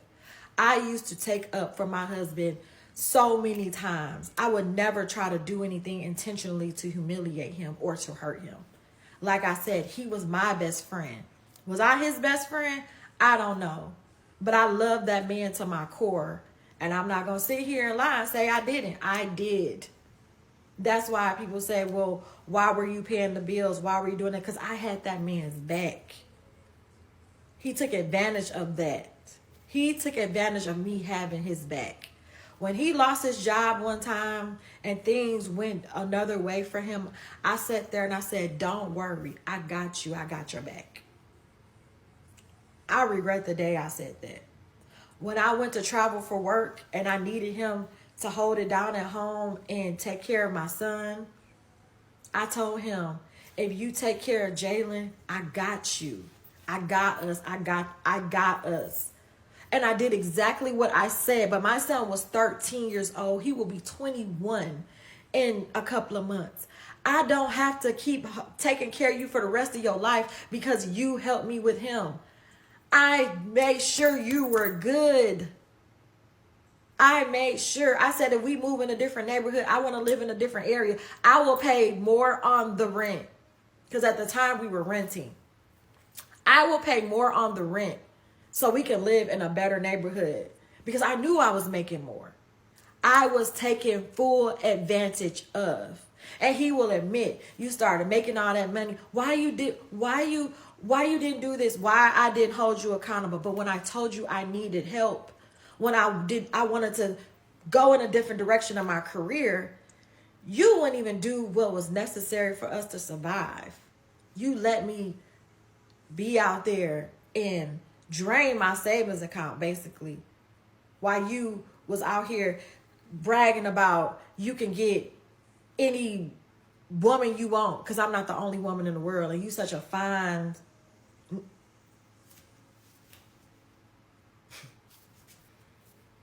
I've taken up for this man and I have protected him from his dad, his brothers, his children, his children's mother, stuff I should have stayed out of. But I was the type of person that, you ain't gonna talk about my husband. And people know. People know. I even went up against my own son at times, a person that I was supposed to protect. I didn't protect him from you. Yeah, you say you loved him, but y'all bond should have been way better than what it is if you lived in the house with him. You said, oh, you got in the middle of it. I got in the middle of it, not letting you treat him any type of way. So, yeah. Now, when my son was wrong, I will check him and let him know he was wrong. But you were not right. There was things you did, you were not right. You treated your children way different than you treated my child. But I'm supposed to be speaking on part 9. So he told me he was leaving and going out of town. So the wheels started spinning. Okay, I had a plan in October, but he didn't go out of town.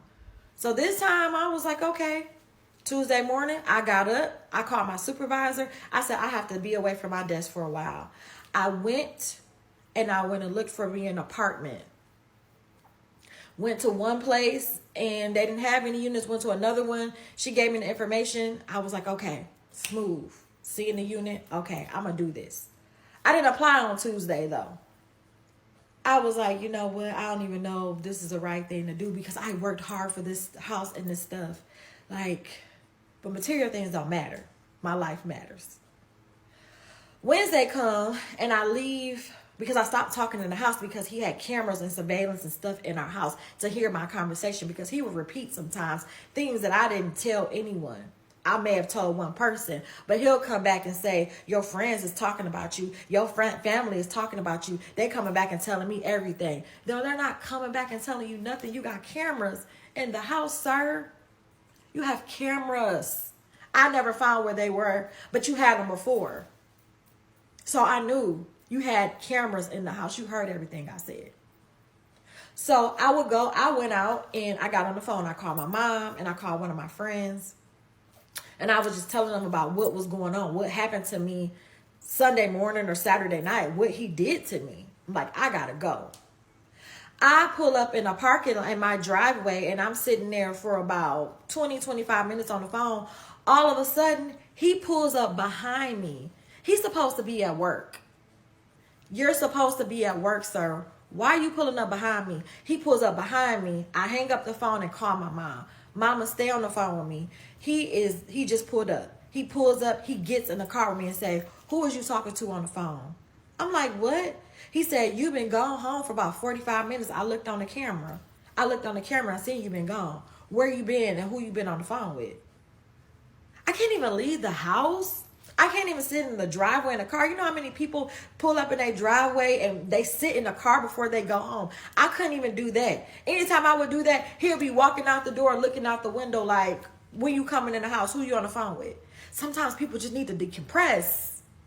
I couldn't do that. Ever. Even before the violence started, I never could do that. And I'm like, nobody. So I go in the house and my cousin, Pooh, is there. I told Mama, I said, Mama, I'm going to take my phone because I didn't want him to take my phone again. I'm going to take my phone and I'm going to take my purse upstairs to Pooh. Call me back in 10 minutes if you don't hear from me. I went in the room where my stepson was at. He was cleaning out his closet. And my winter clothes, my summer clothes was stored in his closet because he was only there. He's only there like every other weekend. My summer clothes was stored in there. So I started like pulling out my summer stuff. I told my stepson, I said, do not leave this room. Don't leave me. He said, what? I said, please do not leave this room. Do not leave me. I didn't want to tell him, but I said, your dad puts his hands on me. Don't leave me by myself. So we get in this argument, and I probably said it in the other video. We got in this big old argument on that Wednesday. I said, you know what? This is enough. I applied for my apartment, and my plan came together. So Wednesday, I went ahead and applied for the apartment. I started slowly and quietly packing. I was basically acting like I was taking my summer clothes and pulling them out and packing up my winter clothes. But honestly, I was just putting the summer clothes on the bed and waiting for a good opportunity for me to actually leave and pack for real. So I secretly went out and bought boxes. I sent a text message to my friends and I told them what happened. So one thing I do and is wrong, I isolate myself from people when I'm going through things out of embarrassment. And sometimes I just like to deal with stuff myself. I have friends that are married. I felt like I don't want to bleed on other couples or bleed on other people. I actually celebrate marriage. A happy, healthy marriage, I celebrate it all day. I don't necessarily man bash. I'll listen to what you're going through, but I'm not gonna bash marriage because I respect the union. So I text them and I let them know what was going on, that he had put his hands on me again, because they knew about one time, but they didn't know about all the other issues that we were having, like my birthday.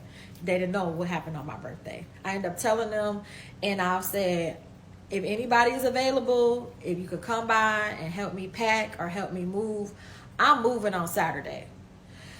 I ended up texting one of my cousins, letting him know I'm moving on Saturday. I need your help. He was an hour away. He said, okay, cuz I'll be there. Another young man that goes to my church, goes to my church. I used to be part of the teen ministry of my church, but he's in his 20s now. He was contacted by one of my friends. He said he was coming. So I got my support system. Here we go. I'm moving on Saturday. I hadn't even been approved for the apartment yet. Ended up getting approved for the apartment Thursday evening. Okay, boom. I went ahead and scheduled me a U-Haul to be picked up Saturday at 11 o'clock. Because I knew if he was going out of town, it was going to take him a long time to get back to me. He was going 8 hours away. It was going to take you some time to get to me. Thursday night comes and I feel myself spiraling. I feel myself like I'm about to have a complete mental breakdown because I'm trying to secretly pack and I'm looking around at the house and I'm like, I'm really about to leave. I am really about to leave this time for real.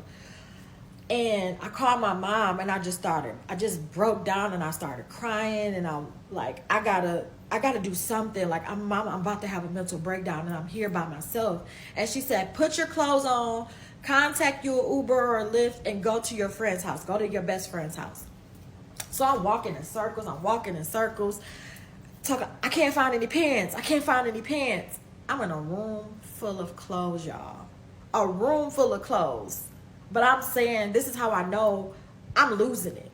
I'm about to lose it. I'm like, Mama, you might need to call the ambulance. Somebody might have to pick me up. I'm about to lose my mind in here. When I tell you a complete mental breakdown. So I end up catching a lift to my friend's house. This was Thursday night. He calls me and wants to know where I'm at.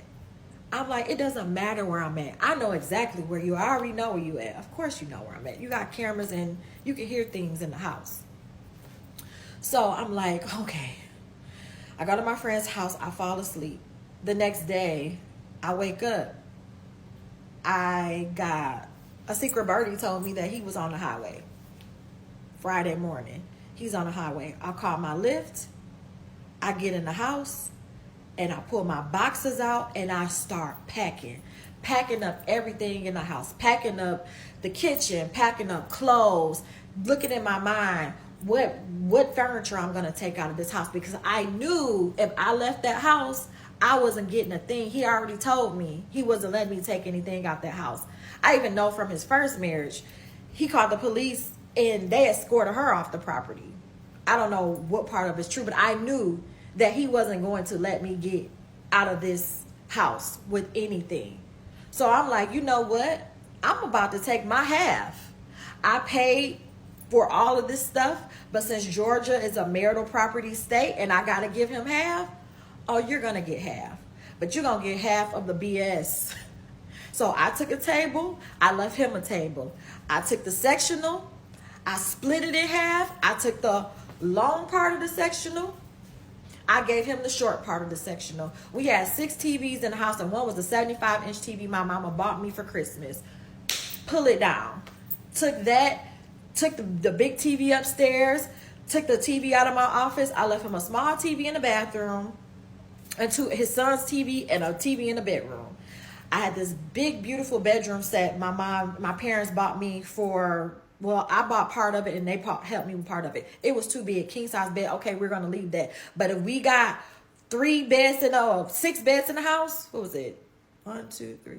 I took 3 beds. No, we had 4 beds in the house. I took 2 beds. I left him 2 beds. I didn't even take the nice bed. I went through that house and cleaned that mug out. I don't care. I'm like Denzel say, I'm leaving here with something. You gonna get this house, but I'm taking my stuff. Friday night comes and I'm literally really done packing. I'm looking at the house. I said, when my friends come, my movers come, we going right out the door. I got everything so we can go right out the door. We don't have to wait on anything. But then Saturday I started feeling remorseful. Like I'm really about to do this. So I called him. And I called crying. And I was like, Anthony, we got to get this together. Like, I don't know where we went wrong. But this was part of my plan. I had to throw him off. I didn't care. I knew that I was about to leave. But I did in my heart feel like, oh my goodness, I'm really about to leave. But I wanted to cry and call him. So in his mind, this girl ain't going nowhere. She ain't leaving. She ain't going nowhere. Baby, Saturday morning came. We pulled up that U-Haul truck. We got that stuff up out of that house. And I felt so free. But before I did that, since we had cameras all around the house, Thursday and Friday, I was testing the cameras. I had Google, like, how can I disable the cameras? I went and unhooked the Wi-Fi. Went and touched the Ring camera. Okay, he can't see. Seeing on my phone that the camera in the front and the back, it was disabled when I turned off the Wi-Fi. He can't see. All that day on Saturday, I had that Wi-Fi turned off because I didn't want him to know who was going in and out. I didn't want him to see me move. Yeah, of course, he was 8 hours away, but I don't know how long it's going to take us to get all this stuff out this house. We got to go. We got to move. We make one trip to my apartment, take everything out, go back for the second trip. We're in the house getting the last little bit of things. And all of a sudden I hear, Candace, he knows you're moving out. My heart sunk because I'm like, is he here? How does he know?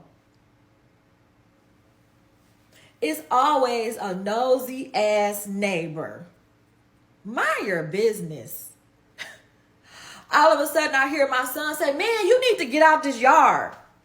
The neighbor across the street, Anthony calls the neighbor across the street and tells him it's something going on in his house. The cameras are not working. Go and see. This man is in a suit.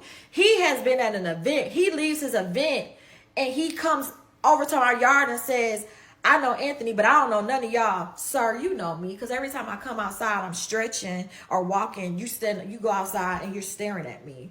You know who I am. I come out the house and I'm like, are you on the phone with him? He said, yes. I said, hang up the phone now. He was like, what? I said, he beats me. Hang up the phone now. He was like, oh, I didn't know. What do I supposed to say to him? I said, you don't say anything. Hang up the phone. The police was sitting right between my house and another house watching. So the police were called as well. We packed up the rest of that house because we weren't doing anything we weren't supposed to do. Went down the street and I was free, y'all. I was finally free. With my stuff. I left his car. He took my car to out of town with him. I left his car there because I said, this man probably got a tracker. I'm not letting him find me. So that's why I don't have a vehicle, because I left it. I wasn't getting caught.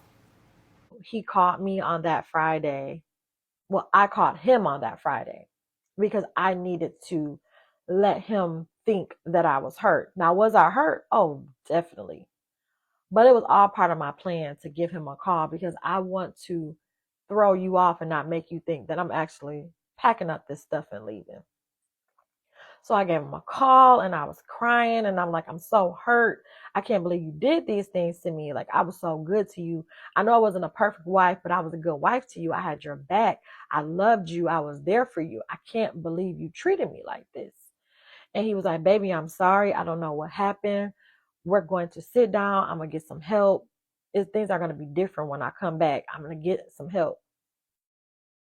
Okay, whatever. Saturday morning comes and one of my friends shows up. We go get the U-Haul and we are putting stuff on the truck. I get a call from him. And at this time, I had unhooked the Wi-Fi because I didn't want the cameras to pick up what I was doing. So when I unhooked the Wi-Fi, I get a call from him and he calls and he says, baby, I've been up praying for an hour. And God revealed to me and he spoke to me and said that if I don't treat you right, if I don't treat you better, he is going to take you out of my life. I had the phone on speaker and I had it on mute. And me and my friend looked at each other. And in my head, I was saying, you probably was praying. And you are right. I am out of your life. So he goes in this and he tells me he's sorry. And I'm like, okay, we'll talk when you get back. Enjoy your trip. My cousin comes in and it's time to take down the TV. And while he's taking down the TV, he's like, you want me to take the mount? I said, no, I don't need the mount. He's like, Candace, these mounts are expensive. I said, no, I want him to feel when he walks in this house and he sees that the TV is gone, he knows that I am out of here. I am gone. Now, all of this was prior to the neighbor blowing up my spot and letting him know that I moved out. So the dramatic effect of that part, it was missed. But still, to walk in a house that's fully furnished and it's empty, because I took all the pictures off the walls, the TVs, the bedrooms out of the bedroom. I mean, the beds out of the bedrooms. So you have empty rooms. Yeah, you have a TV in your bedroom and a nice bedroom set, half of a sectional and a dining room table that we barely sat at, that we only sat at like Christmas and Thanksgiving. I took the good dishes. I took the good pots and pans. I left the old ones that I probably had for like 10 years. Figure it out.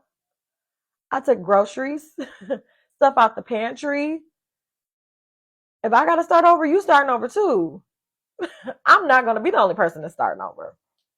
So after the neighbor blows up my spot and tells him that I moved, The police were there, and my cousin get in the U-Haul truck, and as we were going down the street, my cousin was like, you go ahead and drive because your name is on the license. Your address is on the license, and if they see your move, they know that you're a resident there. So I'm like, okay. I start driving. As we're switching drivers, my husband calls me. It was like, Candace, what do you have going on? What you doing? And I said, I moved. And I don't want to talk to you again. This is your last time talking to me. I will have my attorney call you from here on out. And I hung up. Those next couple of days, that man was blowing up my phone so bad. One night I had about 76 missed calls. Prior to me blocking, well, I did block him, but I did answer one of the calls because I want to know how you feel. He said, this is crazy. You did this to me. 14 years, Candace, and this is how you do me. 14 years, sir, and you put your hands on me several times. I supposed to think about you in that moment? I thought about you when I forgave you the first time, and I didn't leave the second time or the third time. Baby, it was time for me to go. This was my great escape. I was trying to do this in October of last year. You never went out of town. I did leave the car because as I said before, I wanted to make sure there wasn't a tracker on it. And plus, I didn't want that to be a conversation every day. Him calling, blowing up my phone, or sending me emails or anything. Sir, keep your car. I'm going to get a car back eventually anyways. But one of the calls, he said, Kenneth, I knew that you were leaving, but I didn't know you was taking everything. And you actually took too much. I said, I was fair. I left you half. He said, when I seen you pack up your perfume and pack up your clothes, I knew you was leaving at that time. But you were so arrogant, sir, and so full of yourself. You knew I was going to move out, but you didn't know I was going to pack all that stuff and leave that house. Because if I'm starting over, you starting over too. I'm not the only one. I'm not about to be in an empty apartment and you got a house full of stuff and then I have nothing. That doesn't make any sense. I already have to get another car. I already have to fight you for that. I already have to fight for the house to be sold. And you think I'm going to divide this stuff up with you? No. This is my way. And that's how I did it. How he found out where I live. So after I moved out, I moved into my new place. I didn't let him know I had a new place though. I didn't want him to know I had an apartment. I really told him when I did talk to him that I moved back to Michigan and I put my things in storage. So for 2 weeks, I have been in this place of peace and quiet, ducked off in an area that you just really would have to know that these apartments are here in order to know where I'm at. Nobody else knew where I lived besides my friends and my son and one of my cousins. Everybody that knew, I trusted them not to say anything to him about where I was at. I also asked them not to tell their significant others about where I was at. I don't want anybody to know. I need this to be ironclad. So, when I moved in, my friends, they came up, they took everything out of the boxes. They set up all of my furniture, put up I had people come over and put up my pictures, my TV. I had all this stuff done. And everybody that has helped me with anything, they have kept where I stay a secret. So on a Thursday night, my husband called me like 76 times. I'll insert the video. 76 times. And I was like, this man, he is something else. I ended up putting my phone on Do Not Disturb because he was calling me all day. So I was like, you know what? I am about to get me some sleep tonight. I'm not about to listen to this. Friday comes and I work all day. Don't hear from him. Have a great, peaceful day. I'm about to watch a movie. So I said, let me order me some food. I could have went across the street to get some food, but I was trying to keep a low profile. So I was like, I'm not going anywhere. Ordered DoorDash and ate my food, started to get prepared to watch my movie. And about 30 minutes after my food was dropped off, I hear at my door. And I look and I'm like, who is that? because anybody I know won't pop up. They're going to call and let me know they're coming. They're also going to need to get in the gate. They're going to need the gate code. So I'm like, I'm not going to that door. I'm here alone. I'm not going to the door. I hear. I was like, oh my goodness, who is that? So I go look out the peephole, and who's standing there is my husband. I'm like, this dude is crazy. So I walk back, and I'm like, okay, I'm not going to that door. I'm about to go back to the back room and finish doing what I was doing. I hear louder. So I go to the door, I look out the peephole, and I see him holding his ear. He doesn't realize he has a hat on, and he's holding his ear down, and I can see the top of his hat. I'm like, okay, this is too much at this point. How can a person be so bold? Because I could have been at anyone's house. How can a person be so bold to just show up at someone's house, an apartment at that you've never been to, and knock on the door? So I'm like, how in the world did this dude find out where I live? The only way he could have found out was because of my DoorDash order. My DoorDash, I don't know if it was connected to his phone, because I have sent him DoorDash before to his job, and he's had to talk to different people to direct them to where he works at.